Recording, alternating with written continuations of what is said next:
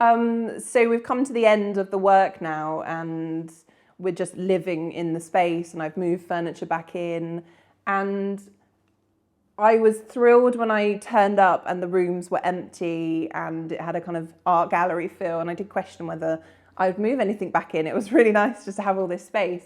But as I've added our furniture back in and seen the way the colour of the floor works with the kind of colours that we've chosen for other aspects of the design, I'm more happy, I'm more thrilled than I thought I would be. I always reserve judgment, and it's like a bad habit to kind of kind of err on the side of caution.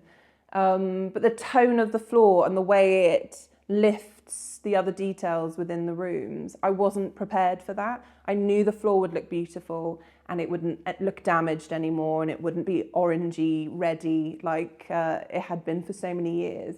But I wasn't prepared for the way the light bounces around, and the way it just makes all the other choices we've made with the design in the last few years come alive, as though it was always meant to be like this, basically.